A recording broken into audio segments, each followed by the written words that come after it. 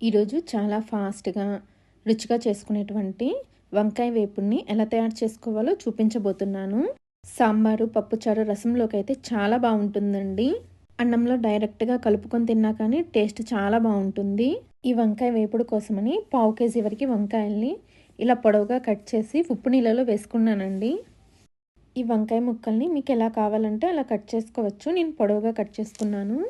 ఇప్పుడు ప్యాన్‌ని వేడి చేసి దానిలో 2 టేబుల్ స్పూన్ల వరకు ఆయిల్‌ని వేసుకొని, ఈ ఆయిల్‌లో మనం ముందుగా కట్ చేసిన వంకాయ ముక్కల్ని వేసుకొని, కొద్దిగా ఉప్పు, పావు టీ స్పూన్ వరకు పసుపును కూడా వేసుకొని ఫ్లేమ్‌ని లో ఫ్లేమ్‌లో పెట్టి వేయించండి.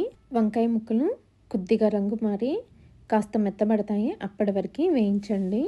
వంకాయ ముక్కల్ని ఇలా లో ఫ్లేమ్ పెట్టి వేయించడం వలన టేస్ట్ బావుంటుంది. ఈ వంకాయ ముక్కల్ని మధ్య మధ్యలో కలుపుతూ వేయించుకోండి.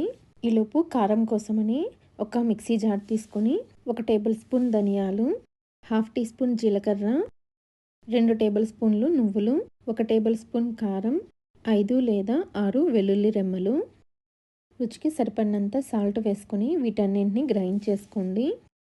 నేను అన్నీ పచ్చివే వేసానండి, ఏవి వేయించలేదు. ఈ కారాన్ని ఇలా గ్రైండ్ చేసుకొని పక్కన పెట్టుకోండి. మీరు కావాలంటే ఈ కారాన్ని రోట్లో కూడా దంచుకోవచ్చు. ఈలోపు వంకాయ ముక్కలు కూడా వేగిపోయాయి. ఇలా వేగితే సరిపోతుంది. ఈ వంకాయ ముక్కలన్నిటిని ఒక ప్లేట్లోకి తీసుకొని పక్కన పెట్టుకోండి.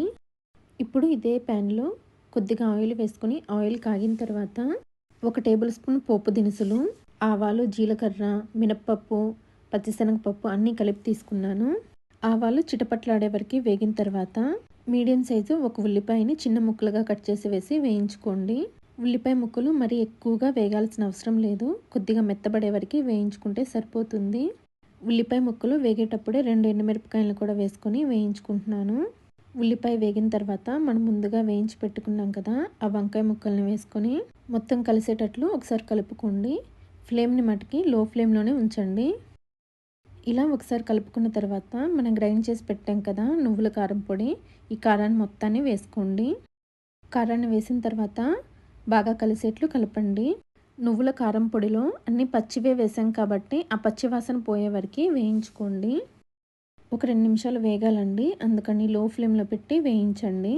అలా వేయించడం వలన కారం పొడి ముక్కకి బాగా పడుతుంది. టేస్ట్ కూడా చాలా బాగుంటుంది. చూసారా, బాగా వేగింది. కారం పొడి కూడా ముక్కకి బాగా పట్టింది. ఇలా వేగిన తర్వాత కొత్తిమీర కూడా వేసుకొని బాగా కలుపుకున్నారంటే వంకాయ వేపుడు రెడీ అయిపోయినట్లే. ఇది డైరెక్ట్గా రైస్లో కలుపుకొని తిన్నా చాలా బాగుంటుందండి. లేకపోతే సాంబారు, పప్పుచారు, రసం, దోసకాయ పప్పు, టమాటా పప్పు వీటిలోకి అయితే చాలా బాగుంటుంది. చేయడం కూడా చాలా సింపుల్ కదండి. ఓకే అండి, ఈ వంకాయ వేపుడు రెసిపీ కనుక మీకు నచ్చినట్లయితే నా ఛానల్ని లైక్ చేసి, షేర్ చేసి, సబ్స్క్రైబ్ చేసుకోండి. Thanks for watching.